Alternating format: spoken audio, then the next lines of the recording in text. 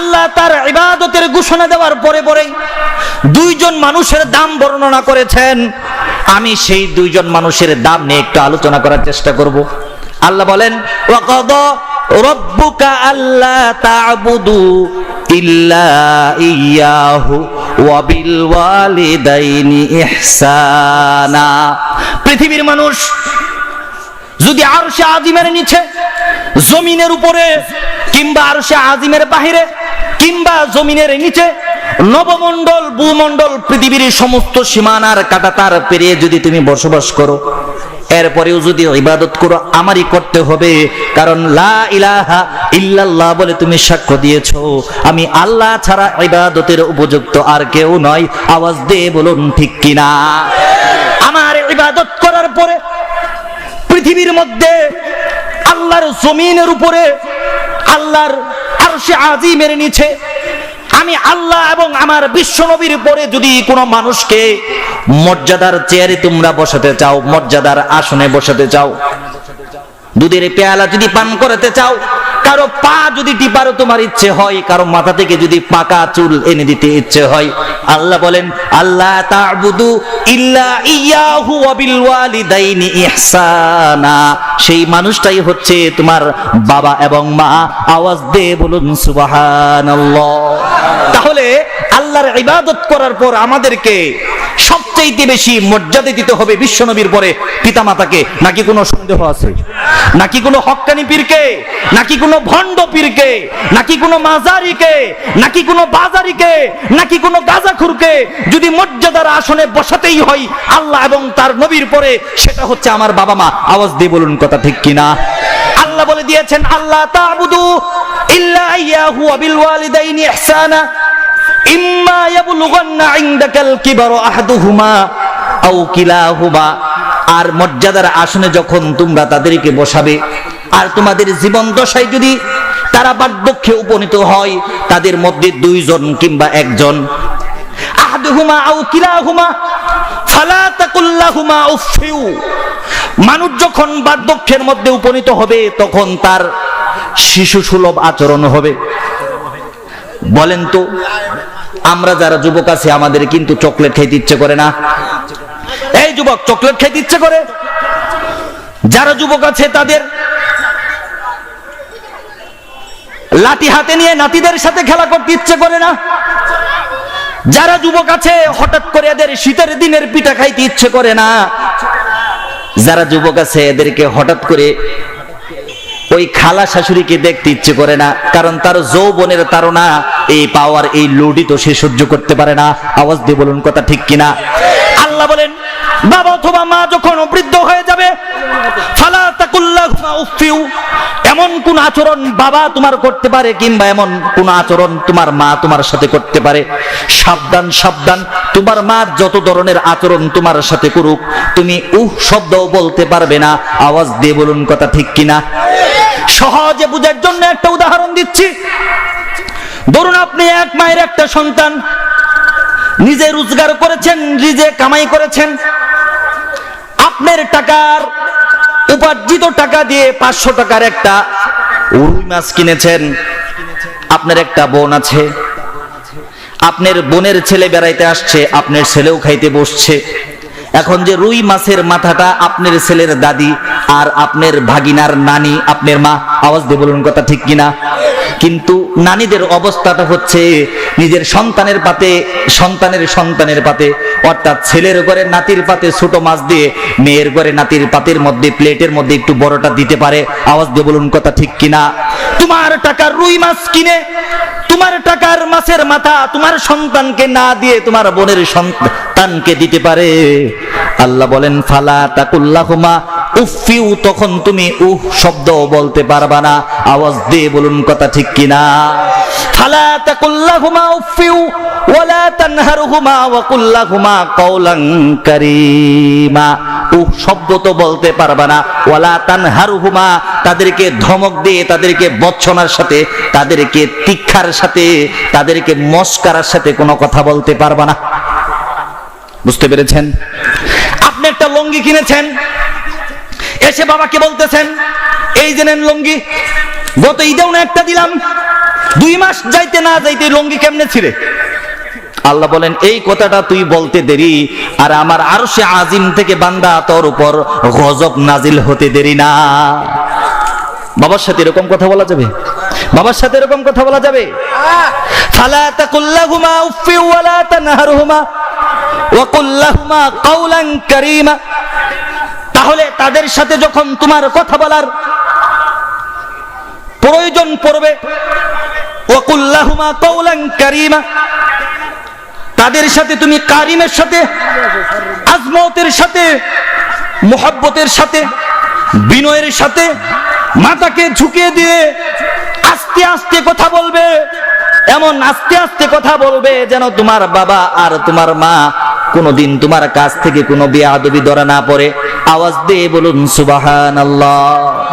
ভাইরা আমার, বন্ধুরা আমার, আজকে সমাজের মধ্যে পিতামাতার মর্যাদা, পিতামাতার শান, পিতামাতার সম্মান আছে দূরের কথা।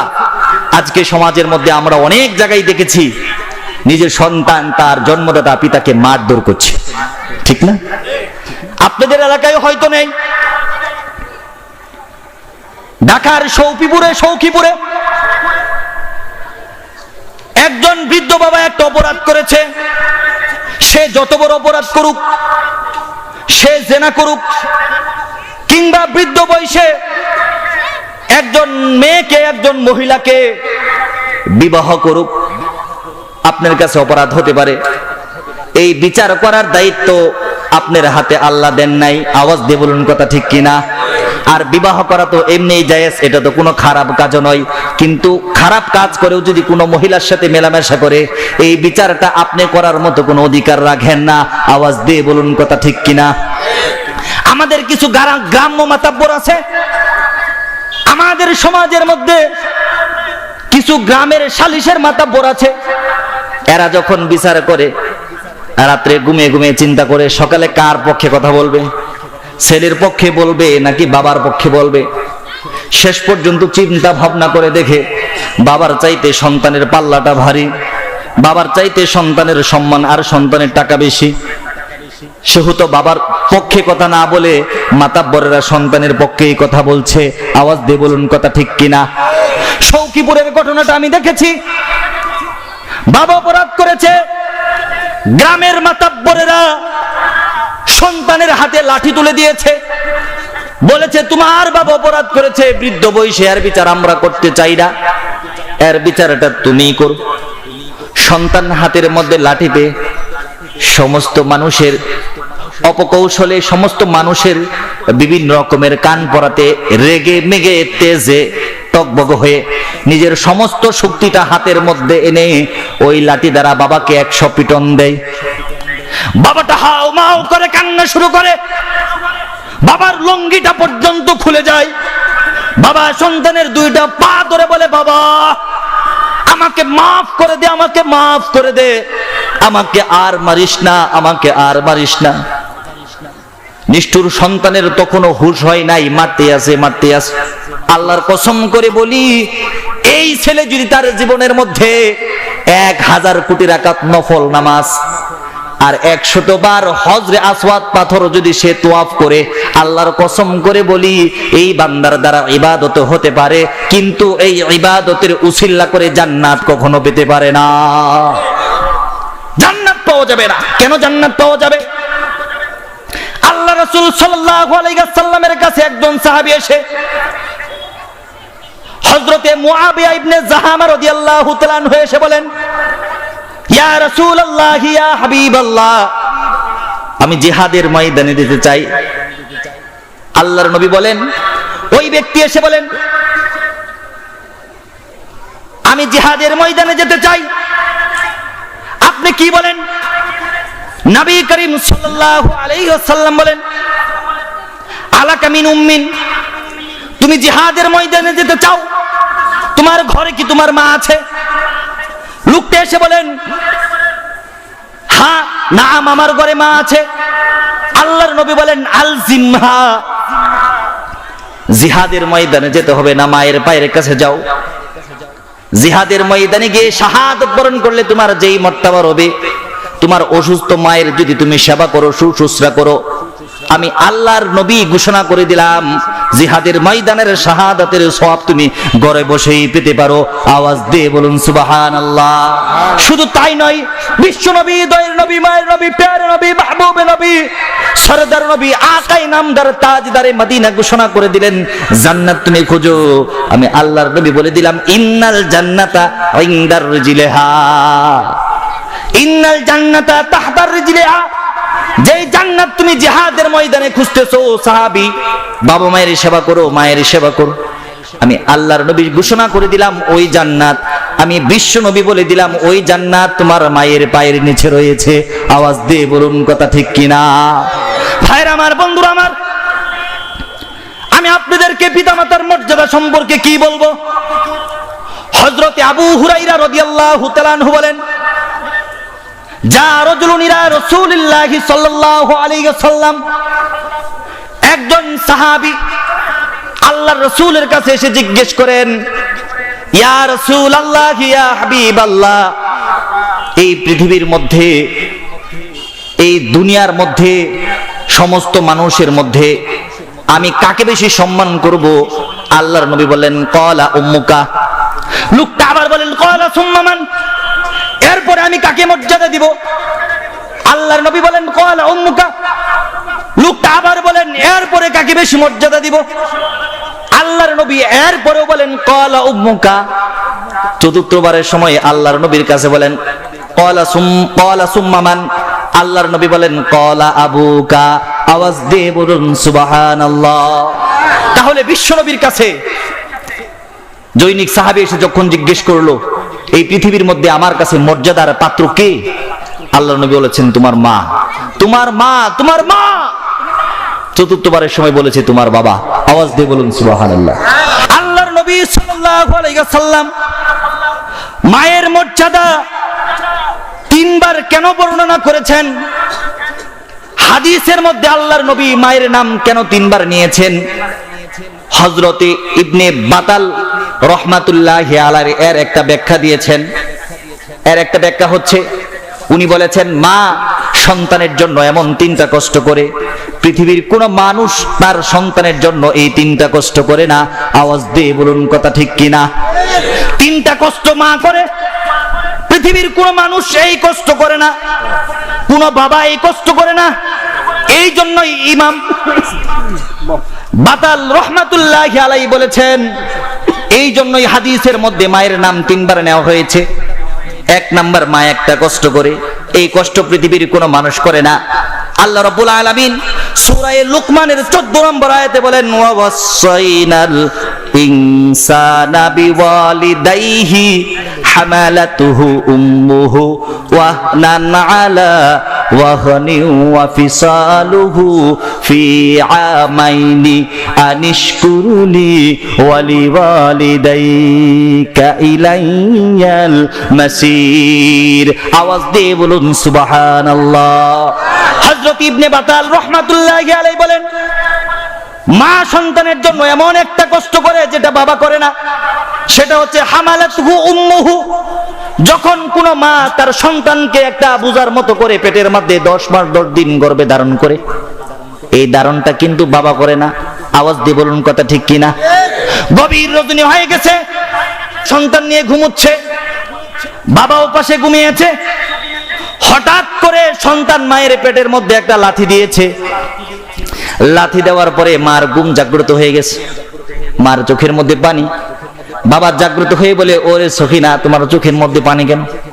এবার চোখটা মুছে ফেলে মুচকি হেসে বলে আমার স্বামী, আমার চোখের মধ্যে কোনো কষ্টের পানি নয়, আমি যখন ঘুমিয়েছিলাম তখন তোমার বাবা আমার পেটের মধ্যে একটা লাথি দিয়েছে, ওই লাথির কারণে আমার চোখের মধ্যে পানি চলে এসেছে।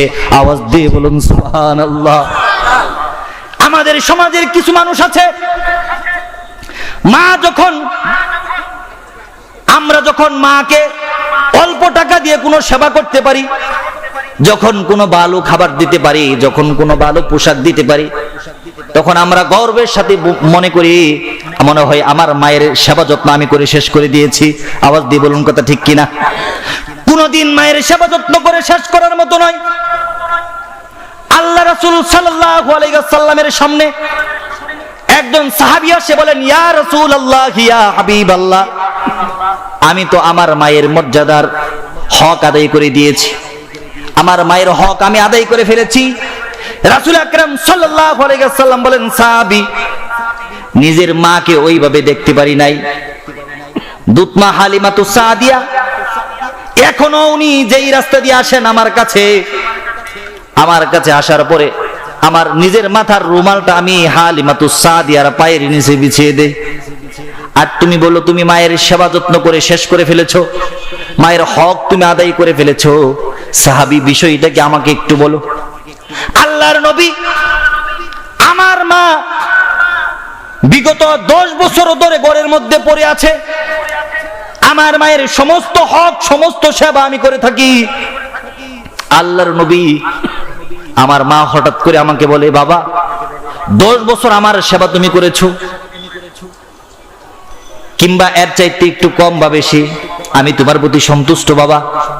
আল্লাহর কাছে দোয়া করি আল্লাহ তোমাকে জান্নাত দিবে, তোমার কাছে আমার শেষ একটা আবদার রয়েছে। সন্তান বলে, মা শেষ আবদার আমার কাছে, বলো দেখি কি তোমার আবদার। এবার মা বলে সন্তানকে, শোনো বাবা, তোমার কাছে আমার একটা আবদার, সেটা হলো আমি বাইতুল্লাহ শরীফ জিয়ারত করতে চাই, আমি হজ করতে চাই। আল্লাহর নবী, আমার বাড়ি থেকে প্রায় কয়েকশো মাইল দূরে মক্কা, আমার মাকে আমি একটা ঝুড়ির মধ্যে ভরে আমি মাথার মধ্যে নিয়েছি, কয়েকশো মাইল রাস্তা পাড়ি দিয়েছি, মক্কা শরীফের মধ্যে নিয়ে গিয়েছি। হজরে আসওয়াদ পাথর আমি মায়ের ঠোঁটের সামনে ধরেছি। মক্কা শরীফটাকে আমি, কাবা শরীফটাকে আমি 7 বার প্রদক্ষিণ করেছি। মা কোথায়? বলেন, মা কোথায়? সন্তানের মাথায়। আল্লাহর নবীর চোখ দিয়ে জল এসে যায়। বলেন, তারপরে তুমি কি করেছো? এরপরে মিনায় গিয়েছি, এরপরে মুজদালিফায় গিয়েছি, এরপরে আরাফার ময়দানে গিয়েছি। হজের সমস্ত হুকুম আহকাম পূরণ করে আবার কয়েকশো কিলোমিটার পথ অতিক্রম করে মাকে নিয়ে বাড়িতে এসেছি। আমার মা বাড়িতে এসে 2টা হাত আকাশের দিকে তুলে আমার জন্য দোয়া করেছে, সন্তান আমি তোমার প্রতি খুশি হয়ে গিয়েছি, আল্লাহ যেন তোমার প্রতি খুশি হয়। আল্লাহর নবী চোখের জল ছেড়ে দিয়ে বলেন, সাহাবী রে, তোমার মা তোমার প্রতি খুশি, এতে তুমি জান্নাত পাবা নিশ্চিত, কিন্তু মায়ের হক তুমি 1000 ভাগের 1 ভাগ আদায় করতে পারো না। মায়ের হক তুমি আদায় করতে পারো নাই। শুধু তাই নয়, মায়ের যেই সেবা তুমি করেছো সেটা নজিরবিহীন। এই সেবার পাশাপাশি তোমার শরীরের সমস্ত চামড়া কেটে যদি তোমার মায়ের পায়ের নিচে বিছিয়ে দাও, এই পায়ের নিচের চামড়া দিয়ে তোমার মা যদি সারা জীবন আগুনের মধ্যে, পানির মধ্যে, রোদের মধ্যে, মরুভূমির মধ্যে হাঁটে, তোমার চামড়া গলে গলে যদি পানি হয়, আমি বিশ্ব নবী বলে দিলাম, এরপরেও বান্দা তুমি বিশ্ব নবী আমি বলে দিলাম, তোমার মায়ের হক আদায় করে শেষ করতে পারবা না। আওয়াজ দিয়ে বলুন সুবহানাল্লাহ। তাহলে মায়ের হক কি আদায় করা সম্ভব? একজন সাহাবী মায়ের হক আদায় করে শেষ করতে পারে নাই। বিশ্ব নবী সাল্লাল্লাহু আলাইহি ওয়াসাল্লাম নিজের জীবনের সবচাইতে দামি সম্পদগুলো দিয়ে মায়ের সেবা করে গিয়েছেন। দুধ মায়ের সেবার জন্য নিজের মাথার পাগড়ি খুলে দিয়েছেন। আর কি দেওয়ার আছে? এরপরেও মায়ের হক আদায় করে শেষ হওয়ার নয়। আওয়াজ দিয়ে বলুন কথা ঠিক কিনা? আওয়াজ দিয়ে বলুন কথা ঠিক কিনা? কেন কেন কেন? সূরা লুকমানের 14 নম্বর আয়াতে যে আল্লাহ বলেছেন, হামালাতহু উম্মুহু, কারণ তোমার মা তোমাকে গর্ভে ধারণ করেছে, এই কারণেই তুমি মায়ের হক আদায় করে শেষ করতে পারবে না। মায়ের হক আদায় করে শেষ করার নয়। এরপরে মায়ের আরেকটা গুণ আছে, আরেকটা গুণ হচ্ছে মায়ের প্রসব ব্যথা। আওয়াজ দিয়ে বলুন সুবহানাল্লাহ। মায়ের যখন প্রসব ব্যথা শুরু হয়েছে, মায়ের বয়স তখন মাত্র 15-16 বছর, সে নিজেও একটা বাচ্চা। আওয়াজ দিয়ে বলুন কথা ঠিক কিনা? এই মায়ের প্রসব ব্যথা শুরু হয়েছে, ছটফট শুরু হয়ে গিয়েছে। কখনো বাথরুমে যায়, কখনো প্রস্রাবখানাতে যায়, কখনো বসে, কখনো দাঁড়ায়, কখনো শুয়ে থাকে, কখনো বসে থাকে। চোখ দিয়ে পানি আসে, আল্লাহর কাছে নফল নামাজ পড়ে, আল্লাহ আমার ব্যথাকে তুমি লাঘব করো। এরপরেও কিন্তু মায়ের সন্তান প্রসব হয় না। শুধু তাই নয় ভাইরা আমার, বন্ধুরা আমার, আমি দেখেছি, আমি শুনেছি, দুনিয়ার মধ্যে অনেক মা আছে যারা সন্তান প্রসব করতে গিয়ে নিজের কাপড় চোপড় পর্যন্ত নষ্ট করেছে, 2 বার 3 বার প্রস্রাব করেছে, পায়খানা করেছে, বমি করেছে একাধিকবার, এরপরেও সন্তান প্রসব করার ব্যথা তার শেষ হয় না। আওয়াজ দিয়ে বলুন কথা ঠিক। এত বেশি প্রসব ব্যথা সহ্য করার পরেও আমরা মায়ের সাথে যারা বেয়াদবি করি, মায়ের সাথে যারা নাফরমানি করি, আমাদের মতো কুলাঙ্গার এই পৃথিবীতে আর কেউ হতে পারে না। আওয়াজ দিয়ে বলুন কথা ঠিক কিনা। আমাদের মা আমাদের উপর যত ইহসান করেছেন, 3 নাম্বার আরেকটা ইহসান করেছেন, সেটা হচ্ছে সূরা বাকারার 233 নম্বর আয়াতে আল্লাহ বলেন, ওয়াল ওয়ালিদাতু ইউরদি'না আওলাদাহুন্না হাওলাইনি কামিলাইনি লিমান আরাদা আন ইউতিম্মার রাদাআ। আওয়াজ দিয়ে বলুন সুবহানাল্লাহ। আল্লাহ বলেন তোমার মা তোমার কাছে যে তৃতীয় ইহসানটা করেছে, ইবনে বাতাল বলেন 3 নাম্বার যে কষ্ট তোমার মা তোমার জন্য করেছে সেটা হয়েছে 2 বছর বয়স পর্যন্ত তোমার প্রস্রাব সহ্য করেছে, তোমার পায়খানা সহ্য করেছে। বিশেষ করে হামালাতহু উম্মুহু, বিশেষ করে ওয়াল ওয়ালিদাতু ইউরদি'না আওলাদাহুন্না হাওলাইনি কামিলাইনি। আল্লাহ রাব্বুল আলামিন সূরা বাকারার 233 নম্বর আয়াতে বলেছেন 2 বছর পর্যন্ত তোমাকে দুধ পান করিয়েছে। এই কষ্টটা কেউ করে নাই, কেউ করে নাই, তোমার বাবা করে নাই। এই জন্য আল্লাহ পাক রব্বুল আলামিন তোমার বাবার চাইতে তোমার মায়ের মর্যাদাকে 3 গুণ বাড়িয়ে দিয়েছেন। আওয়াজ দিয়ে বলুন সুবহানাল্লাহ। কত বড় ইহসান করেছেন আমাদের মা আমাদের উপর, আমাদের মা আমার উপর কত বড় ইহসান করেছেন। সম্মানিত হাজরিন, একজন বাচ্চা দিনে অন্তত ডাক্তারের হিসেবে 8 বার দুধ পান করে। কয়বার দুধ পান করে? প্রত্যেকবার অন্তত সে 250 গ্রাম দুধ পান করে। এতে বোঝা যায় একজন বাচ্চা মায়ের স্তন থেকে প্রত্যেক দিন 2 কেজি দুধ পান করে। কয় কেজি? 2 কেজি দুধ প্রত্যেক দিন যদি পান করে তাহলে পরিপূর্ণ 2 বছরে একটা সন্তান 36.5 মণ দুধ পান করে। আলহামদুলিল্লাহ বলে। 36.5 মণ দুধ তুমি মায়ের স্তন থেকে পান করেছো। এই মুসলমান, কলিজার মধ্যে হাত রেখে বলতে পারবা 36.5 মণ দুধ মাকে খাওয়াইছো? দূরের কথা, 36.5 কেজি দুধ খাইয়েছো মাকে, এই কথা বলতে পারবা? তুমি কেমন সন্তান, কেমন সন্তান তুমি? মায়ের এত দুধ তুমি পান করেছো, এরপরে মাকে এত দুধ খাওয়ানোর তোমার সুযোগ হয় নাই। শুধু তাই নয়, মাকে দুধ খাওয়ানোর সুযোগ তো তোমার হয় নাই, সেই সাথে সাথে তুমি কি করেছো? তুমি কমলা এনেছো, তুমি আপেল এনেছো, সেটা মায়ের হাতে দেওয়ার মতো যোগ্যতাও তোমার নাই, ঠিক কিনা? সেটা মায়ের হাতে দেওয়ার মতো যোগ্যতাও আল্লাহ তোমাকে দেয় নাই। ভয়ে ভয়ে এসে বউয়ের কাছে দিয়ে বলো, আম্মারে একটা দিস। আম্মারে একটা কেমনে দিব? নিজেরই তো হয়ে সারে না। নিজে তো খাইছে 4টা, বাচ্চার জন্য রাখছে 5টা, এরপরে 6টা রাখছে, 3টা পড়ছে, আর 3টা কোন রকমে বাপের বাড়িতে পাঠাতে পারছে। আওয়াজ দিয়ে বলুন কথা ঠিক কিনা? নিজেরই তো হয় না, মাকে দিবে কখন? এই জন্য এই পৃথিবীতে মায়ের চাইতে বাবার চাইতে বড় সম্পদ হইতে পারে? বড় সম্পদ হইতে পারে? বড় সম্পদ হইতে পারে না। মায়ের পাশাপাশি আমাদের জীবনকে গড়ার জন্য নিজে কখনো রৌদ্রে পুরে, কখনো রিকশায় পুরে, কখনো ঠেলা গাড়িতে পুরে, কখনো গার্মেন্টসে পুরে আমাদের এই জীবনকে যিনি বড় করে দিয়েছেন তিনি হচ্ছে আমার বাবা। তিনি কে? তিনি কে? তিনি হচ্ছেন আমাদের বাবা। আর আমাদের সমাজের মধ্যে আমাদের বাবাদের যে কি অবস্থা সেটা আল্লাহ পাক ভালো জানেন। বাবাকে তো মর্যাদা আমরা দেই না, কিন্তু বাবা একজন ছেলেকে সুস্থ রাখার জন্য বাবা কত চেষ্টা করে। বাবা 5 টাকা দিয়ে পান কিনে খাই না যে আমার সন্তান মাদ্রাসায় পড়ালেখা করতেছে, তার টাকার প্রয়োজন। বাবা 10 টাকা রিক্সা ভাড়া দিয়ে বাড়িতে আসে না বাজারে নিয়ে, আমার সন্তান ভার্সিটিতে পড়ালেখা করে, তার টাকার প্রয়োজন, ঠিক না? কিন্তু আমরা বাবার সেই কষ্টের মর্যাদা একেবারেই রাখি না। বিশেষ করে আজকে যারা আমরা ভার্সিটি পড়ুয়া লেভেলের ছেলে আছি, আমরা বাবার কষ্ট তো একটুও বুঝি না। আমরা মনে করি বাবা আমাকে 2 লাখ টাকা দিয়ে মোটরসাইকেল কিনে দিল না কেন? আমরা মনে করি বাবা আমাকে ল্যাপটপ কিনে দিল না কেন? কিন্তু বাবা চিন্তা করে 2 লক্ষ টাকা দিয়ে মোটরসাইকেল কিনে দেব, আমার তো একটু পরিশ্রমের টাকা যাবে, কিন্তু এই মোটরসাইকেল দেওয়ার পরে যদি আমার সন্তানের অ্যাক্সিডেন্ট হয়ে যায়, আমার সন্তান ইন্তেকাল করে, তাহলে যেন আমার জীবনটাই চলে যাবে। আওয়াজ দিয়ে বলুন কথা ঠিক কিনা? বাবা চিন্তা করে আমি যেই অ্যান্ড্রয়েড ফোন কিনে দেব, আমি যেই ল্যাপটপ কিনে দেব, আমার তো মাত্র শরীরের ঘাম যাবে আর কিছু টাকা যাবে, কিন্তু এই মোবাইল কিনে দেওয়ার পরে যদি কোনো নর্তকী মেয়ের সাথে, কোনো ছোট ঘরের মেয়ের সাথে ফোনে কথা বলতে বলতে সাক্ষী ছাড়া কাজে অফিসে গিয়ে কিংবা কোনো পার্কের ঢালে বসে বিয়ে করে, তাহলে আমার যেন জীবন যাবে। আওয়াজ দিয়ে বলুন কথা ঠিক কিনা? আমাদের সমাজের যুবক ছেলেরা বুঝে না।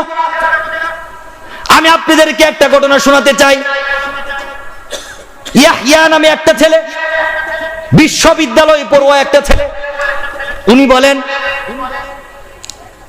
আমি বাবাকে ফোন করেছি, বাবা আমাদের ভার্সিটি থেকে আমরা কক্সবাজার সফরে যাব, আমার 10,000 টাকার প্রয়োজন। বাবা ফোনে আমাকে না করেছে, না তোমার সফরে যাওয়া হবে না। মনক্ষুণ্ণ হয়ে বাড়িতে আসলাম। বাড়িতে আসার পরে মাকে বলেছি, মা আমার বন্ধু যাবে, বান্ধবী যাবে, আমার টিচার যাবে, আমার শিক্ষিকা যাবে, সব মানুষ মিলে কক্সবাজারে যাবে। মা আমি যদি কক্সবাজারে না যাই তাহলে আমার সম্মান নষ্ট হবে, মানুষে মনে করবে আমি গরিব ঘরের ছেলে, আমার মনে হয় বাবার কোনো টাকা নেই। মা গো তুমি আব্বাকে একটু বুঝিও যেন আমার 10,000 টাকার ব্যবস্থা করে দে। বলেন তো আমরা যখন বাবার কাছে কিছু চাই, মার মারফতেই তো কিন্তু চাই, ঠিক না? কারণ নরম জায়গা তো, মাদেরকে নরম বানিয়েছেন কে? আল্লাহ নরম বানিয়ে দিয়েছে। এবার মা রাত্রে ঘুমানোর সময় আমার বাবাকে কানে কানে বলে, ও ইয়াহইয়ার বাবা, ছেলেটা কক্সবাজারে যেতে চায়, 10,000 টাকার আবদার করেছে, ছেলের জন্য কত লক্ষ লক্ষ টাকা খরচ করেছো, 10,000 টাকা দেও না, ছেলেটা একটু মজা করে আসুক, একটু ঘুরে আসুক। ছেলের বাবা বলে ঠিক আছে টাকা দেব নি। আগামীকাল 2 তারিখ ছেলেকে এসে বলে, বাবা তোমার কক্সবাজারে যাওয়া রেডি, কোনো সমস্যা নেই, 5 তারিখে তোমরা যাচ্ছ, 4 তারিখে এসে আমি তোমাদেরকে টাকা দিব। আজকে 2 তারিখ, আমি 3 দিনের নেশাবে যাচ্ছি বাবা, আমার যে কাপড়ের দোকান আছে দোকানের মধ্যে 2টা কর্মচারী আছে, তুমি তো কখনো ব্যবসায়ী বসো না, আমি তোমাকে বসতেও বলি না, বাবারে এই 3টা দিন তুমি দোকানদারি করো, আমি নেশাব থেকে এসেই তোমাকে 10,000 টাকা দিব। এমন ঘটনা কি আমাদের সমাজে ঘটে না? ছেলে তো মহা খুশি, 10,000 টাকা দিবে, নিজের বান্ধবীকে নিয়ে কোনো হোটেলে পেলে, সুযোগ পেলে হোটেলে বাগ বসাবে। আওয়াজ দিয়ে বলুন কথা ঠিক কিনা? যদি সুযোগ পাই বান্ধবীকে নিয়ে সমুদ্র সৈকতের মধ্যে, উত্তাল ঢেউয়ের মধ্যে নিজের যৌবনের স্বাদ মেটানোর চেষ্টা করবে। ছেলে তো মহা খুশি, দুমদাম মনে মনে লাফালাফি করে, আর দোকানের মধ্যে গিয়ে বসে, ক্যাশের মধ্যে গিয়ে বসে, ক্যাশের মধ্যে যখন গিয়ে বসে একটা কাস্টমার আসে, আসার পরে বলতেছে, ভাই আমাকে কিছু শার্ট দেখান। ছেলে ইয়াহইয়া বলে, দোকানদারের মধ্যে যেহেতু বসে পড়েছি, শার্টগুলো আমার কাছে, আমি হাত বাড়িয়ে শার্টগুলো দিলাম। 1টা 2টা 3টা 4টা 5টা 10টা প্রায় 20টা শার্ট আমি ক্রেতাকে দেখালাম। আমার 20টা শার্ট দেখার পরে মুখটা মলিন করে দিয়ে বলে, ভাই পছন্দ হয় নাই। ছেলেটা বলে, সাথে সাথে দেখি আমার মাথার মধ্যে রক্ত চেপে গেছে। বুঝে থাকতে বলুন, যুবক মানুষ, পরে ভার্সিটিতে, এরপরে মাত্র জীবনের প্রথম একজন কাস্টমারে 20টা শার্ট দেখাইছে। এই শার্ট যদি পছন্দ না হয়, ছেলের মেজাজ কি ঠিক থাকার কথা? ছেলের মেজাজ গরম হয়ে গিয়েছে। শার্ট কিনতে আসছেন, শার্ট কিনবেন, পাশের কর্মচারী এসে কানে কানে বলে, ভাই চাচা যান বারবার বলে গিয়েছে দোকানদারের কাস্টমার হচ্ছে দোকানের রহমত। আমরা বলি লক্ষ্মী, বলে নাউজুবিল্লাহ, এটা হিন্দু সম্প্রদায়ের আলোচনা, আমরা লক্ষ্মী বলবো না, আমরা বলবো রহমত, আল্লাহর রহমত। একজন কাস্টমার ব্যবসায়ীর জন্য রহমত। চাচা জান বলেছে কাস্টমারের সাথে খারাপ আচরণ করা যাবে না। ছেলেটা বলেন ঠিক আছে, ভুল হয়ে গিয়েছে। এরপরে লোকটা চলে গেল রাগান্বিত হয়ে। এরপরে আরেকজন কাস্টমার আসছে, গার্লফ্রেন্ড নিয়ে আসছে। এখন চিন্তা করেন, বলে জামা দেখান, দেখাইলাম জামা। এরপরে বলেন পাখি জামা দেখান, আমি তো পাখি জামা চিনি না ভালো করে। ছেলেটারা বললাম দে পাখি জামা, এরপরে দিল পাখি জামা। এরপরে বলে আরেকটু দামের মধ্যে দেখান, এরপরে আরেকটু দামের মধ্যে। এরপরে বলে আরেকটু উন্নত মানের দেখান, এরপরে আরেকটু উন্নত মানের। এরপরে বলে আরেকটু দামের মধ্যে দেখান। আমার মাথার মধ্যে রক্ত উঠে গেল। আমি বললাম মিয়া গার্লফ্রেন্ড নিয়ে দোকানে আসছো মার্কেট করতে নাকি মজা করতে আসছো? ফাইজদামি করো, দোকান থেকে বের হয়ে যাও।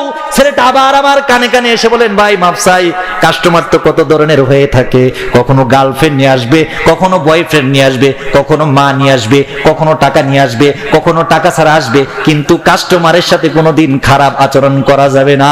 আওয়াজ দিয়ে বলুন কথা ঠিক কিনা? ছেলেটা একদিন দোকানদারি করতে করতে মাত্র 2-3 হাজার 4 হাজার টাকার বেচা কিনা। যখন সন্ধ্যা হয়ে গেল আরেকজন ভদ্র মহিলা আসলো, বলল বাবা শাড়ি দেখাও। এখন বলেন তো আমাদের সমাজের মেয়েদের কি মার্কেটে গেলে পেট ভরে নাকি?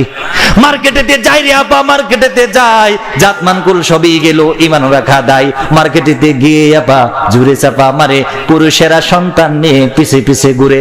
এতদিন দেখছি আমি পুরুষেরা করছে গিয়ে হাট, এখন দেখি ম্যাডাম ফুলি চয়েস করে শার্ট। উপরে কাটা নিচে ফাটা গাই দিয়ে জামা, এই জামা আনছে নাকি বিদেশ ফেরত মামা।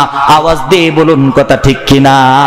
আরে বৃদ্ধা বেটি মেকআপ মেরে হয়ে যায় সেরি, শয়তান কত করে আমি শাশুড়ি আম্মা মনে করি। আওয়াজ দিয়ে বলুন কথা ঠিক কিনা? সন্ধ্যা হয়ে গেল, আবার সন্ধ্যার সময় মাগরিবের আজান দিচ্ছে। মহিলা 10টা 20টা শাড়ি দেখার পরে একটা 2000 টাকা দামের শাড়ি পছন্দ করেছে। এবার বলেছে বাবা এই শাড়িটা প্যাকেট করে দিয়ে দেও, তোমার আঙ্কেল যেদিন বেতন পাবে, বেতন পাওয়ার পরে টাকা দিয়ে যাব। বলেন তো কাস্টমার যখন দোকানে আসে মুখের মধ্যে হাসি থাকে, কিন্তু যখন দোকান থেকে চলে যায় তখন লাইট দিয়েও তাকে খুঁজে পাওয়া যায় না। ছেলেটা রাগ হয়ে গেল, সারাদিন হলো বেচা কেনা মাত্র 4-5 হাজার টাকা। এখন সন্ধ্যাবেলা আইসে বাকির জন্য, খারাপ বাকি দিতেছি। আওয়াজ দিয়ে বলুন কথা ঠিক কিনা? না না আন্টি, মাগরিবের আজান দিচ্ছে, সন্ধ্যার সময় বাকি দেওয়া যাবে না। তাছাড়া আব্বা গিয়েছে জামাতে, আমার বাকি দেওয়ার কোনো রাস্তাই নেই। 1 দিন 2 দিন 3 দিন দোকানদারি শেষ হয়ে গেল। ছেলে চিন্তা ভাবনা করলো, 3 দিনে আমি 15 থেকে 20 হাজার টাকা সেল করেছি, 15 থেকে 20 হাজার টাকা আমি বিক্রি করেছি। 15 থেকে 20 হাজার টাকা বিক্রি করার পরে আমি শিক্ষিত মানুষ, আমি বুঝে গিয়েছি 15 হাজার টাকার মধ্যে হয়তো মাত্র 3 থেকে 5 হাজার টাকা লাভ হয়েছে, এর বেশি নয়। আওয়াজ দিয়ে বলুন কথা ঠিক কিনা? 3 দিন পরে ছেলের মাথার টনক লড়ে গেল। হাই রে হাই করলাম কি, 10 হাজার টাকা বাবার কাছে আবদার করলাম, 10 হাজার টাকা দেখি আবদার করলাম। 10 হাজার টাকা ইনকাম করতে বহু সময় লাগে। বাবা এরই মধ্যে জামাত থেকে চলে আসছে, রাত বাজে 9টা। ছেলেটা তার পরের টেবিলের মধ্যে মাথার মধ্যে হাত দিয়ে দিয়ে ভাবে হাই রে হাই করলাম কি, 3 হাজার টাকা উপার্জন করতে পারলাম না 3 দিনে। আর বাবা সারা জীবন দোকানদারি করে, সকাল 8টার সময় যা, রাত্রি 12টার সময় আসে। আমি যখন কলেজে পড়েছি, যখন বাবার কাছে টাকা চেয়েছি, বাবা কোনোদিন বলে নাই আজকে বেচা কেনা হয় নাই, বাবা কোনোদিন বলে নাই আজকে ব্যবসা খারাপ, বাবা কোনোদিন বলে নাই আজকে সেল হয় নাই, বাবা কোনোদিন বলে নাই আজকে টাকা নাই। বাবা শুধু বলেছেন বিকাশ নাম্বার দে। আওয়াজ দিয়ে বলুন কথা ঠিক কিনা? ছেলেটা টেবিলের মধ্যে মাথা দিয়ে চিন্তা করে না না না, 10 হাজার টাকা আমি বাবার কাছ থেকে নেব না। কিন্তু বাবা তো নাসুর বান্দা, যখন দোকান থেকে আসছে, দোকান দিয়ে আসছে, আসার পরে ক্যাশের মধ্যে 15 হাজার টাকা, ওই 15 হাজার টাকা থেকে 10 হাজার টাকা একটা বান্ডিল করে নিয়ে আসছে। আসার পরে হাসি খুশিতে, বলেন তো বাবার সন্তানের কাছে এসে কত মধুর করে হাসি দেয়। আওয়াজ ঠিক? পৃথিবীতে কত মানুষের হাসি দেখেছি, বাবার মতো হাসি কোনোদিন দেখি নাই। পৃথিবীতে কত মানুষের শাসন দেখেছি, বাবার মতো শাসন কোনোদিন দেখি নাই। এবার বাবা এসে 10 হাজার টাকার বান্ডিলটা ইয়াহিয়ার পড়ার টেবিলের মধ্যে ছেলে দিয়ে পিঠের মধ্যে হাত দিয়ে বলে বাবা এই তো তোমার কক্সবাজারের টাকা।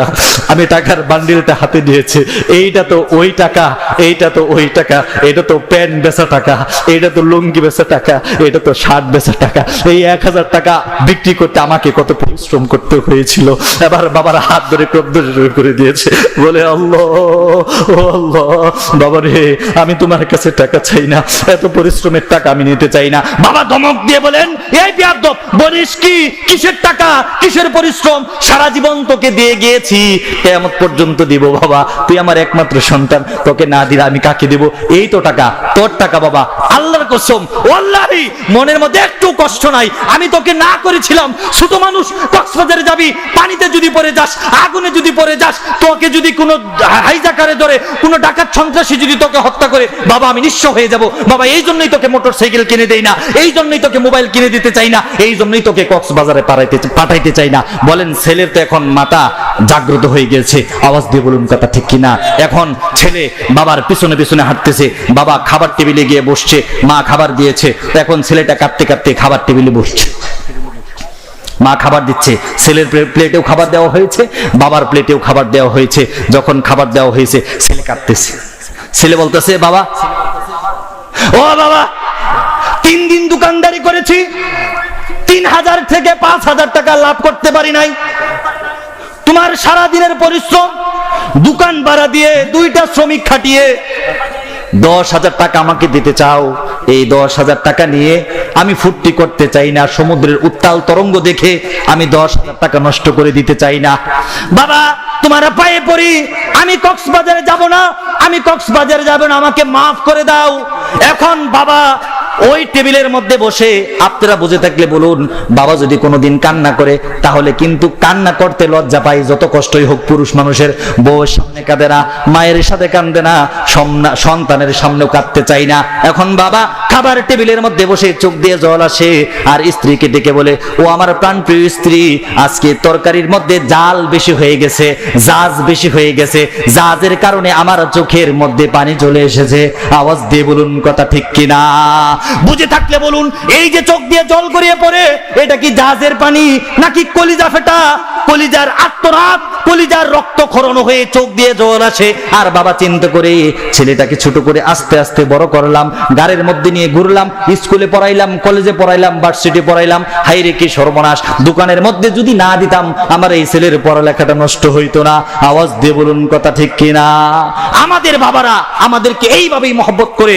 ও যুবক, তোমাদের পায়ে ধরে বলি, 2টা হাত ধরে আমাকে অদা করে দাও, বাবার কাছে কোনোদিন অপ্রয়োজনীয় কোনো টাকা, কোনো পয়সা, কোনো মোবাইল, বাবাকে জুলুম করে, আল্লাহর দোহাই দিয়ে তোমাদেরকে বলছি, বাবাকে জুলুম দিয়ে কোনোদিন কেউ বাবার কাছে অপ্রয়োজনীয় জিনিস চাইবে না। কে কে রাজি আছো? 2 হাত তুলে আমাকে দেখাও। আল্লাহ তাআলা সকলকে কবুল করুন, বলেন আল্লাহুম্মা আমিন।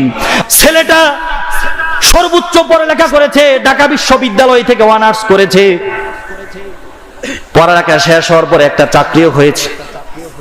বাবাকে বলেছে, বাবা আমার ভালো একটা অফিসার পদে চাকরি হয়েছে, এখন 10 লক্ষ টাকা লাগে। বাবার কাছে 10 টাকাও নাই। বাবা বলে, বাবা তোমার চাকরি হয়েছে, 10 লক্ষ আর 20 কোটি টাকার কোনো ব্যাপার না, আমার জীবনের যত দাম, আমার ঘর বাড়ির যত দাম, সবকিছু দিয়ে দিয়ে আমি তোমার চাকরি নিয়ে দিতে রাজি আছি। আওয়াজ দিয়ে বলুন কথা ঠিক কিনা? বাবা বলেন, টাকা 10 লক্ষ আমি দেব। বাবার ঘরের যেই সম্পদ ছিল, ঘরের একটা কুটুরি রেখে, একটা রুমের জায়গা রেখে, সমস্ত জায়গা বিক্রি করে দিয়ে, মায়ের সমস্ত গয়না বিক্রি করে দিয়ে সন্তানকে বড় একটা চাকরি নিয়ে দিয়েছে। বাস্তব ঘটনা বলে যাই, কক্সবাজারের ঘটনা বলে যাই, ওই বাবার নাম ছিল আব্দুল কাদির। বাবার নাম কি? বাবা যখন সন্তানকে চাকরি নিয়ে দিয়েছে, এখন এই ছেলে বড় অফিসার। গ্রামের যারা ধনাঢ্য লোক আছে, শহরের যারা বড় বড় অফিসার আছে, আপনারা বুঝে থাকলে বলুন, আমাদের সমাজের মধ্যে যারা মেয়ে বিয়া দেয়, তারা কিন্তু এখন বর্তমানে বাপ দেখে বিয়া দেয় না, বাবা দেখে বিয়া দেয় নাকি? দেখে ছেলে কি চাকরি করে, বেতন যদি 50,000 হয় তাহলে উপরি কামাই আছে কয় হাজার। আওয়াজ দিয়ে বলুন কথা ঠিক কিনা? বড় কাশছে আইসা বলতেছে, আরে খালাম্মা, ছেলে তো বিশাল বিশাল, ছেলে কি করে? তো যাই করুক নাই করুক, চাকরি করে, পিয়ন পোস্টে চাকরি, থাকলে কি হইব? বেতন তো 18,000, কিন্তু উপরি কামাই মাসে প্রায় 3 লাখ। নাউজুবিল্লাহ। এখন এই ছেলে যে চাকরি হয়েছে বড়, এখন একজন বড় অফিসার দেখছে যে ছেলে তো খুব ভালো মানের ছেলে, এই ছেলের মেধা ভালো, ঢাকা বিশ্ববিদ্যালয়ের ছাত্র, অচিরেই তার প্রমোশন হবে, লক্ষ লক্ষ কোটি কোটি টাকা সে ইনকাম করতে পারবে, এই ছেলেকে হাতছাড়া করা যাবে না। বলল, ছেলে তোমার বাড়িতে কে আছে? বলে, স্যার আমার বাড়িতে কেউ নাই, আমার বাড়িতে শুধু আমার বাবা আছে আর আমার অসুস্থ মা আছে, আর কেউ নাই। বলতেছে ঠিক আছে, তোমার মা বাবাকে আমার সাথে দেখা করতে বলো। এখন দেখা করতে বলছে আমার মেয়ে আছে একটা, আমার একমাত্র মেয়েকে আপনার একমাত্র ছেলের কাছে বিয়ে দিতে চাই। সুবহানাল্লাহ বলেন। বিয়ে তো শুভ কাজ, ঠিক না? বিয়ে তো হয়ে গেছে। এখন বিয়ে হয়ে যাওয়ার পরে নিয়ম মতো, নিয়ম মানার জন্য তার মেয়েকে শ্বশুর বাড়িতে পাঠাইছে।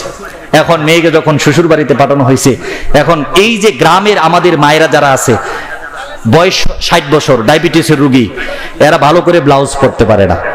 বলেন কথা সত্য কিনা? ভালো করে পেটিকুট পরতে পারে না, ভালো করে কাপড় পরতে পারে না। এরপরে রাত্রে যখন ঘুমায়, সারা রাত শুধু কাশে আর কাশে। অসুস্থ মানুষ কি করবে? সন্তান ছোট থেকে মাকে অসুস্থ দেখেছে, সন্তানের খারাপ লাগে না? একটা কুটিরের মধ্যে যখন এক পাশে তার ছেলে এবং তার বউ ঘুমায়, আর এই পাশে যখন শাশুড়ি কাশি দেয়, আস্তে আস্তে জামাইয়ের কানের মধ্যে 1 দিন 2 দিন 3 দিন কান পরা তেল পরা দিতে থাকে। বলে তুমি গ্রাজুয়েট, তুমি ভালো স্টুডেন্ট, ভালো চাকরি করো, আমিও শিক্ষিত, চলো ঢাকা চলে যাই, তুমিও চাকরি করবে আমিও চাকরি করব, বাবা মার জন্য মাসে মাসে টাকা পাঠাইবা, সমস্যাটা কি?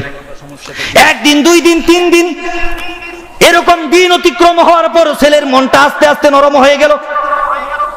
ছেলে চিন্তা করে, আমার বউ তো আমাকে খারাপ কোনো যুক্তি দেয় না, আমরা যদি ঢাকা চলে যাই ইনকাম হবো বেশি, বাবা মার জন্য কিছু টাকা পাঠিয়ে দেব। বাবাকে যখন একদিন এসে বলে, বাবা আমার শ্বশুর আমাদেরকে ফ্ল্যাট দিবে, শ্বশুরের ফ্ল্যাটে থেকে আমিও চাকরি করব, তোমার বউমাও চাকরি করবে। বাবা ক্রন্দন করে বলে, বাবারে তোমাকে পড়ালেখা করিয়েছি, তুমি চাকরি করো, এতে আমার কোনো কিছু যায় আসে। তুমি যদি রিক্সাও চালাও, এতে আমার কোনো কিছু যায় আসে। তোমার অসুস্থ মা তোমাকে যদি খুঁজে আর তোমাকে যদি না পায়, তোমার মায়ের কান্নাটা আমাকে বড় কষ্ট দিবে। ছেলে যত বড় অফিসার হোক, ছেলে যত বড় বক্তা হোক, ছেলে যত বড় আলেম হোক, নাম ধরে ডাকবেন না। আপনারা হয়তো আমাকে হুজুর বলে ডাকবেন, বাংলাদেশের সমস্ত মানুষ হয়তো আমাকে নাম ধরে ডাকবে না, হুজুর বলে ডাকবে, কিন্তু মা কিন্তু আমাকে হুজুর বলে ডাকবে না, বরং নাম ধরেই ডাকবে। আর যদি কোনো ভুল করি, প্রয়োজন বোধে আমাকে থাপ্পড় দিতেও মা বাবা দ্বিধাবোধ করবে না। আওয়াজ দিয়ে বলুন কথা ঠিক কিনা? ছেলেটা যখন বউকে নিয়ে ঢাকা ফ্ল্যাটের মধ্যে এসে পাড়ি জমায়, ঢাকা এসে যখন পাড়ি জমায়, এখন ধীরে ধীরে তাদের ইনকাম সোর্স বাড়তে থাকে। আস্তে আস্তে তার স্ত্রী বলে, ইনকাম তো হয়েছে, বাবার ফ্ল্যাটের মধ্যে থাকি, একটা ফ্ল্যাট কিনতে হবে, বাড়িতে টাকা পাঠানো বন্ধ করো। আওয়াজ দিয়ে বলুন কথা ঠিক কিনা? এরকম ঘটনা ঘটে কি ঘটে না? আস্তে আস্তে বলে, মায়ের ওষুধের জন্য টাকা পাঠাতে হবে না। 1 বছর 2 বছর 3 বছর 5 বছর যখন অতিক্রম করে দিয়েছে, বাবা তো আগে রিক্সা চালাতো, এখন 1 টাকাও পাঠাই না, কিন্তু গ্রামের সবাই জানে ছেলে বড় গ্রাজুয়েট, ছেলে বড় চাকরি করে। এখন চিন্তা করে, আমি যদি এখন আবার রিক্সার প্যান্ডেলের মধ্যে হাত রাখি, যদি রিক্সার মাথার মধ্যে আমি হাত দেই, আমি যদি আবার রিক্সা চালাই, আমার সন্তানের বদনাম হয়ে যাবে। মানুষ বলবে, তোমার সন্তান এত বড় অফিসার, তাহলে আবার রিক্সা চালাও কেন? আওয়াজ দিয়ে বলুন কথা ঠিক কিনা? গভীর রজনী যখন হয়ে যায়, পৃথিবীর সমস্ত মাখলুকাত যখন ঘুমিয়ে পড়ে, পশু পাখিগুলো যখন ঘুমিয়ে পড়ে, মানুষগুলো যখন ঘুমিয়ে পড়ে, শীতের কুয়াশার মধ্যে প্রায় 80 বছর বয়সের বৃদ্ধ বাবা 70 বছর বয়সের মায়ের সেবার জন্য, চিকিৎসার টাকার জন্য গভীর রজনীতে মাফলার দিয়ে মুখটা বেঁধে অল্প করে রিক্সা চালাই। রিক্সা চালিয়ে 2 কেজি চাল 1 কেজি ডাল আর স্ত্রীর জন্য ঔষধ নিয়ে বাড়িতে ফিরে, এভাবেই তাদের জীবন যাপন চলে। আর গ্রামের মানুষেরা জিজ্ঞেস করে, তোমার ছেলে কি তোমার জন্য টাকা পাঠাই না? হ্যাঁ টাকা পাঠাই, ছেলে ঢাকা ফ্ল্যাট কিনেছে, ছেলে ভালো আছে, ছেলে খোঁজ খবর নিচ্ছে, কোনো অসুবিধা নাই, আমাদের জীবন তো শেষ, আর কয়দিনই বা বাঁচবো। আওয়াজ দিয়ে বলুন কথা ঠিক কিনা? বাবা মা হচ্ছে এমন একটা সম্পদ, বাবা মা হচ্ছে ভালোবাসার এমন একটা পাহাড়, যেখানে কুদাল দিয়ে কাটলে, যেখান দিয়ে দাও দিয়ে কাটলে, যেখান থেকে হাত দিয়ে কাটলে, যেখান থেকে পা দিয়ে কাটলে, যেখান থেকে হামুগুড়ি দিয়ে নিলে, যেখানে খামসা দিয়ে নিলে, যেখানে কামড় দিয়ে নিলে, এই ভালোবাসা কোনোদিন শেষ হয় না। আওয়াজ দিয়ে বলুন কথা ঠিক কিনা? গভীর রজনী হয়ে গেছে, 1 বছর 2 বছর 3 বছর 5 বছর পরে সন্তানের টনক লড়লো। দেখলাম বাবা বৃদ্ধ, 75 বছর বয়স বাবাকে রেখে এসেছি, মায়ের বয়স তখন ছিল 65 65 বছর, মা তো বৃদ্ধ, মা তো 5 বছর যাবত অ্যালার্জির রোগী, মা তো হাঁপানির রোগী, মা তো ডায়াবেটিসের রোগী। মনে হয় বাবা মারা গেছে, মনে হয় মা মারা গেছে। স্ত্রীকে বলে, শুনো আমাদের গ্রামের মধ্যে অল্প একটু জমি আছে, আমি কিছু টাকা নিয়ে যাই, মনে হয় বাবা মা মারা গেছে, বাবা মার কবরটা দেখতে খুব ইচ্ছে করে। স্ত্রী বলে, ঠিক আছে, 5 বছর হয়ে গেছে, বুড়া বুড়ি তো অবশ্যই মারা গেছে, যাও এলাকা থেকে বেরিয়ে আসো। ওই ছেলেটা ঢাকা থেকে কক্সবাজারে গিয়ে পৌঁছে যায়। রাত তখন গভীর, রাত 2টা বাজে, শীতের কুয়াশা, অন্ধকার, আমাবস্যার অন্ধকার, আর এক পাশে কুয়াশার অন্ধকার, আমাবস্যার অন্ধকার আর কুয়াশার অন্ধকার যখন একাকিত্ব হয়ে যায়, ওই বাবা তো রিক্সা নিয়ে তখনই বের হয়। আওয়াজ দিয়ে বলুন কথা ঠিক কিনা? বাবা রিক্সা নিয়ে বের হয়েছে, ছেলেটা বাস থেকে নেমেছে, বাস থেকে নেমে দেখে বাস স্ট্যান্ডের মধ্যে কেউ নাই, একটা কুকুরও নাই। ওই রিক্সাওয়ালাকে ডাক দেয়, ও চাচা যাবেন নাকি আব্দুল কাদেরের বাড়িতে? আওয়াজ দিয়ে বলুন কথা ঠিক কিনা? বাবা তো এমন একটা সম্পদ, উনি জানেন এই আওয়াজটা অন্য কারো না, এই আওয়াজটা পৃথিবীর কোনো মানুষের সাথে মিলে না। এই আওয়াজটা সে আওয়াজ যে 2 বছর বয়সে আবার গাড়ির মধ্যে বলতো, বাবা এটা কি? আমি বলতাম কাক। বলতো, বাবা কাক কি? আমি বলতাম কাক কালো। বলতো, বাবা কালো কি? আমি বলতাম কালো মাথার চুলের মতো। এরকম প্রশ্ন করতে করতে আমাকে তখন বিরক্ত করতো। এই কণ্ঠটা তো সেই কণ্ঠ যেই কণ্ঠ মাঝে মাঝে ফোন করতো, বলতো, বাবা আমার কলেজের সময় হয়ে গিয়েছে, আমার মাসের বেতন দিতে হবে, আমার বোর্ডিং এর টাকা দিতে হবে, এই বিকাশ নাম্বার, আমাকে টাকা পাঠিয়ে দেও। ওই বাবা সন্তানকে চিনতে আর ভুল করলো না। আওয়াজ দিয়ে বলুন কথা ঠিক কিনা? এই সমাজের মধ্যে যারা ঋণ দেয় তারা কিন্তু কখনো বলে যায় না, কিন্তু যে ঋণ নেই সে কিন্তু অন্য রাস্তা দিয়ে চলাফেরা করে। বাবা তো সারা জীবন এই সন্তানকে শুধু ঋণ দিয়েছে। ছোটবেলা ছাগল ছিল, ছাগল বিক্রি করে প্রাইমারি স্কুলের টাকা দিয়েছে। এরপরে গরু ছিল, এসএসসি পাস করিয়েছে। এরপরে জমি ছিল, জমি বিক্রি করে বিশ্ববিদ্যালয়ে ভর্তি করিয়েছে। এরপরে ঘরের বাড়ি ছিল, মায়ের গয়না ছিল, সবকিছু বিক্রি করে সন্তানের চাকরির ব্যবস্থা করেছে।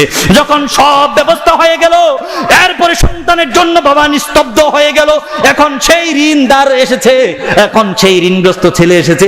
যখন বলেছে, চাচা যাবে নাকি আব্দুল কাদেরের বাড়িতে, তখন কোমরের মাফলারটা ছিল, উনি বুঝে ফেলেছেন এটা তো কোনো সাধারণ প্যাসেঞ্জার না, এটা তো জমিদার প্যাসেঞ্জার। যেই জমিদারের জন্য আমি গাবি বিক্রি করেছিলাম, যেই জমিদারের জন্য আমি ছাগল বিক্রি করেছিলাম, যেই জমিদারের জন্য স্ত্রীর গয়না বিক্রি করেছিলাম, যেই জমিদারের জন্য আমি ঘর বিক্রি করেছিলাম, এই তো সেই জমিদার বাবু এসেছে। এখন মাফলারটা খুলে মুখটা বন্ধ করে বলে, বাবা যাবো আব্দুল কাদেরের বাড়িতে, চলেন দেখে আমার রিক্সায়। এখন অফিসার বাবার রিক্সার মধ্যে উঠে গিয়েছে। বাবা তো বৃদ্ধ, 80 বছর বয়স হয়ে গিয়েছে। এখন বাবার সাথে আলাপ করতে করতে ছেলে যাইতেছে, বাবা বৃদ্ধ হয়ে গেছে। রিক্সার ফ্যান্ডেল, তখন তো আর অটো রিক্সা নাই, আস্তে আস্তে রিক্সাটা চলে। আর ছেলেটা পিছনে পিছনে বসে, আঙ্কেল আপনার কি কোনো ছেলে নাই? আপনি এত রাত্রে রিক্সা চালান কেন? বাবা বলে, বাবা আমার একটা ছেলে ছিল, অফিসার হয়ে গিয়েছে, এখন আমার খোঁজ খবর নেই না। বলে, কাকা বলেন কি, এমন কুলাঙ্গা সন্তান দেশে আছে নাকি? ওই সন্তানের কপালের মধ্যে জাটা দিয়ে পিটান না কেন? বাবা বলেন, বাবা আমি তাকে জাটা দিয়ে পিটাবো কেমনে, আর তার কপালের মধ্যে আমি চুমাই দিব কেমনে? আমি তো তার দেখাই পাই না, সে তো আমার খোঁজ খবরই নেয় না। এক কথা দুই কথা চলতে চলতে ছেলে রাগ উঠে যায়। মাত্র 2 কিলোমিটার পথ, আধা ঘন্টা হয়ে গেছে, এখনো রিক্সা সামনের দিকে আগে না। একেতে বয়স বেশি, আরেকেতে দুর্বল, আরেকেতে শীত, আরেকেতে শরীরে পোশাক নেই। এরকম ক্লান্ত 80 বছরের বাবা একটা টাইগারের মতো একটা ছেলেকে রিক্সাটা নিয়ে যাওয়া কি সম্ভব? এক কথা দুই কথা বাপ ছেলের আলাপ চলাচারি শুরু হয়ে গেল। কেন রিক্সা চালান? আপনার কি কোনো সন্তান নেই? একটা সন্তান ছিল, তার কপালে জাটা মারেন না কেন? তার কপালে জাটা মারবো কি করে, আর কপালের মধ্যে চুমুই দিব কি করে? তার দেখাই তো আমি পাই না, তার দেখাই তো আমি পাই না। এরকম ভাবে যখন বাবা ছেলের কথা শুরু হয়, বাবার মনের মধ্যে আবার একটা খুশি জাগে। বাবা তো হচ্ছে সেই পাহাড়ের মতো, নিজের বিসর্জন দিয়ে হলেও একটু খুশি হওয়ার চেষ্টা করে। বাবা চিন্তা করে, আমার বউটা কাঁদে প্রত্যেক দিন ছেলের নাম ধরে ধরে, প্রত্যেক দিন নামাজ পড়ে ছেলের জন্য আল্লাহর কাছে মুনাজাত করে, প্রত্যেক শবে বরাতে ফকির মিসকিনকে খাওয়ায়, প্রত্যেক রমজানে মসজিদে ইফতার দেয় যেন সন্তান ভালো থাকে। আজকে তো সন্তান চলে এসেছে, আমার স্ত্রী হয়তো সন্তানকে দেখবে।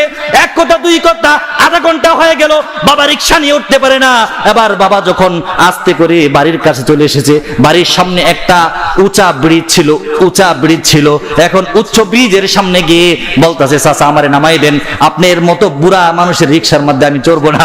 এটা বলে পায়ের সুটা এরকম ভাবে তুলে আস্তে করে বাবার কোমরের মধ্যে একটা লাথি মেরেছে। বাবার কোমরের মধ্যে লাথি মারার পরে বাবা রিকশা থেকে পড়ে গিয়েছে, রিকশা থেকে পড়ে গিয়ে মাথার মাফলারটা খুলে দিয়েছে, বলেছে কুলাঙ্গার তোমার মতো সন্তান জন্ম দেওয়ার কারণে আজকে আমাকে 80 বছর বয়সে রিকশা চালাতে হয়, আর আমার স্ত্রী 70 বছর বয়সে ডায়াবেটিসের রোগী হয়ে ঘরে দুকে দুকে কুকরি কুকরি কেঁদে কেঁদে মরে, তোমার মতো কুলাঙ্গার সন্তান না হলে আমার কপালে এত খারাপ কিছু হতো না। ভাইরা আমার, বন্ধুরা আমার, সংক্ষিপ্তে শেষ করে দিচ্ছি। এবার ছেলে বাবার পায়ে ধরেছে, বাবা সুন্দরী স্ত্রীর পিছনে পড়ে শাশুড়ির কান পরাতে, শ্বশুরের কান পরাতে, শ্বশুরের কান পরাতে তোমাদেরকে বলে গিয়েছিলাম, বাবা তুমি তো আমার সেই বাবা, আমাকে ছোটবেলা তুমি বিড়াল চিনিয়েছো, আমাকে ছোটবেলা তুমি কুকুর চিনিয়েছো, আমার মনে আছে প্রাইমারি স্কুলে টাকা দেওয়ার জন্য ছাগল বিক্রি করেছিলা, তুমি আমাকে কলেজের টাকা দেওয়ার জন্য গাবি বিক্রি করেছিলা, বিশ্ববিদ্যালয়ের জন্য চাকরির জন্য তুমি জমিন বিক্রি করেছিলা, আমাকে মাফ করে দাও, আমাকে জলদি মায়ের কাছে নিয়ে যাও, চলো চলো তোমার মায়ের কাছে চলো। আব্দুল কাদের সাহেব বলেন, যখন সন্তানকে নিয়ে আমি দরজার মধ্যে উপস্থিত হয়ে গেলাম, রাত বাজে 3টা, ঘর থেকে 2 জন মহিলা বের হয়ে আসলো। মহিলা এসে বলতেছে, কাদের সাহেব তোমার বউ আর নাই। আবার সন্তানটা জমিনে পড়ে অজ্ঞান হয়ে যায়। বলেন কি, আমার মা নাই মানে তুমি কে, তোমাকে চিনি না। আবার কাদের সাহেব কাঁদতে কাঁদতে বলতেছে, ও মহিলারা রে, 80 বছর বয়সে যে স্ত্রীর ডাল জোগাড় করার জন্য, চাল জোগাড় করার জন্য, ঔষধ জোগাড় করার জন্য, আমি স্ত্রীকে সেবা শুশ্রূষা করার জন্য 80 বছর বয়সে রিকশা চালাচ্ছি, ওই স্ত্রী ইন্তেকালের সময় আমার ব্যাপারে কি বলে গেল। এবার মহিলারা কেঁদে কেঁদে বলে, কাদের সাহেব আপনার ব্যাপারে কিছু বলে যাই নাই তো কার ব্যাপারে বলে গিয়েছে, কার ব্যাপারে বলে গিয়েছে, মরার সময় কার কথা বললো। এবার মহিলাগুলো কাঁদতে কাঁদতে কাঁদতে বলে, আপনাদের নাকি একটা সন্তান আছে, ছেলেটা নাকি ঢাকায় থাকে, এবার ছেলে তো সামনে দাঁড়ানোই আছে। এবার ওই মহিলারা বলতেছে, আপনার স্ত্রী বলে গিয়েছে আমার স্বামীকে বলবে আমার সন্তান যতক্ষণ পর্যন্ত আমার সামনে না আসবে ততক্ষণ পর্যন্ত 1 ফোঁটা পানি আমি মুখের মধ্যে দেব না। আওয়াজ দিয়ে বলো সুবহানাল্লাহ। আপনার স্ত্রী পানির পিপাসায় 1 ফোঁটা পানিও মুখে দেয় নাই, পানি মুখে না দিন ইন্তেকাল করেছে। আর তার শেষ কথাটা ছিল, আমার সন্তানকে আমি দেখে মরতে পারলাম না, আমার সন্তান যদি কোনোদিন বাড়িতে আসে, আমার সন্তানকে যেন কোনোদিন খালি হাতে ফিরে না দেওয়া হয়, আমার সন্তানকে মাফ করে দিয়ে আমার সন্তানকে যেন আপনি বুকের মধ্যে জড়িয়ে নেন। আওয়াজ দিয়ে বলুন সুবহানাল্লাহ। এবার পুরুষ কেঁদে কেঁদে বলতেছে, হাই রে আমার স্ত্রী, তোমার জন্য 80 বছর বয়সে রিকশা চালাইলাম, বৃদ্ধ বয়সে আমাকে কিছু বলে গেল না, সন্তানের জন্য মৃত্যুর সময় মুখের মধ্যে পানিটাও নিলা না, একেই বুঝি মা বলে, এটাই বুঝি মা, এটাই বুঝি মা, এটাই বুঝি মা, বলেন আল্লাহু আকবার। এটাই হচ্ছে মা। মুহতারাম হাজরিন, আমি আপনাদেরকে পরিসমাপ্তির কথা বলে যেতে চাই। মেহমান চলে এসেছেন। আজকে আমাদের সমাজে পিতামাতার বেইজ্জতি হচ্ছে, সেটা একদিক দিয়ে, আরেক দিক দিয়ে ইসলামকে ধূলিসাৎ করে দেওয়ার জন্য, বাংলার জমিন থেকে ইসলাম নামক বৃক্ষকে কেটে ফেলার জন্য গোটা পৃথিবীর নাস্তিক রাম আর বাম একই নৌকার মধ্যে উঠে পড়েছে। আওয়াজ দিয়ে বলুন কথা ঠিক কিনা। আজকে ইসলামকে ধূলিসাৎ করে দেওয়ার জন্য নাস্তিক কখনো কখনো কখনো যুবক হচ্ছে, কখনো কখনো বৃদ্ধ হচ্ছে, কখনো কখনো গণজাগরণ মঞ্চ তৈরি করছে, কখনো কখনো মুক্তিযুদ্ধ নামে মঞ্চ তৈরি করে ফেলে বাংলাদেশ থেকে ইসলাম নামক বৃক্ষকে চিরতরে কেটে ফেলার মতো দুঃসাহস করছে। আওয়াজ দিয়ে বলুন কথা ঠিক কিনা। কখনো কখনো আলেমদেরকে রাজাকার বলছে, কখনো কখনো আলেমদের গার মটকে ফেলার মতো দুঃসাহস করছে, কখনো কখনো আলেমদেরকে আলিফ বা তা সা জিম হা খা শেখাচ্ছে। আওয়াজ দিয়ে বলুন কথা ঠিক কিনা। কখনো কখনো আল্লামা মামুনুল হক, জুনায়েদ বাবুনগরী এবং মুফতি ফয়জুল্লাহ দামাত বারকাতুহুম মাদ্দাজিল্লাহুল আলিয়ার বিপক্ষে মিথ্যা ষড়যন্ত্র মামলা করছে। আওয়াজ দিয়ে বলুন কথা ঠিক কিনা। আমি তোমাদেরকে বলতে চাই, তোমরা ভেবেছো আল্লামা মামুনুল হককে, জুনায়েদ বাবুনগরীকে, মুফতি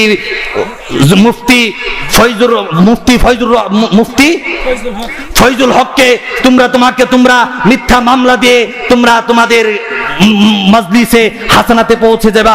এত সহজ নয়, এত সহজ নয়। আওয়াজ দিয়ে বলুন কথা ঠিক কিনা। আল্লাহ রাসূল সাল্লাল্লাহু আলাইহি ওয়াসাল্লামের বদরের যুদ্ধে যাচ্ছি, আমি শেষ করে দিচ্ছি। একজন মহিলা এসেছে মাত্র 3 মাসের শিশু নিয়ে। কয় মাসের শিশু নিয়ে? 3 মাসের শিশু নিয়ে এসে বলেন, আল্লাহর নবী 3 মাসের শিশুটা আপনার কুলে তুলে দিলাম, জিহাদের ময়দানে নিয়ে যান। আল্লাহর নবী বলেন, 3 মাসের শিশু নিয়ে আমি বদরের জিহাদে গিয়ে কি করব আমাকে একটু বুঝিয়ে বলো। এবার মহিলা বলেন, আল্লাহর নবী, এই শিশুটাকে আমি আপনাকে জিহাদের ময়দানে নিয়ে যুদ্ধ করার জন্য দেই নাই। নাস্তিক বেঈমান যখন আপনার বুকের মধ্যে তীর নিক্ষেপ করবে, আমার সন্তানটাকে ডাল হিসেবে আপনার বুকের মধ্যে ধরে দিবেন। আওয়াজ দিয়ে বলুন সুবহানাল্লাহ। আমি আপনাদেরকে বলতে চাই, এই 2-3 দিন পরে 17 তারিখ আসলে আমারও একটা সন্তান আছে, প্রথম সন্তান, ছেলে সন্তান। আল্লাহর কসম করে বলি, নাস্তিক মুর্তাদের বিরুদ্ধে যদি কখনো আল্লামা জুনায়েদ বাবুনগরী কিংবা আল্লামা মামুনুল হক জিহাদের ঘোষণা করে, আমার সন্তানটাকেও আল্লাহি ওয়াল্লাহি, আল্লাহর কসম করে বলে দিলাম, আমার সন্তানটাকেও আমি মামুনুল হকের বুকের সামনে যুদ্ধের ডাল হিসেবে দিয়ে দিতে রাজি আছি। এরপরে বাংলার জমিনে ইসলাম আছে, ইসলাম ছিল, ইসলাম থাকবে। আওয়াজ দিয়ে বলুন কথা ঠিক কিনা? কে কে নিজের জান, নিজের মাল, নিজের সন্তান, নিজের সম্পদ দিয়ে হলেও ইসলামকে দেশের বুকে টিকে রাখতে চান? আমাকে 2 হাত তুলে দেখান। নারায়ে তাকবীর। আল্লাহ পাক সকলকে কবুল করুন। সকল বলেন আল্লাহুম্মা আমিন। আসসালামু আলাইকুম ওয়া রাহমাতুল্লাহি ওয়া বারাকাতুহু।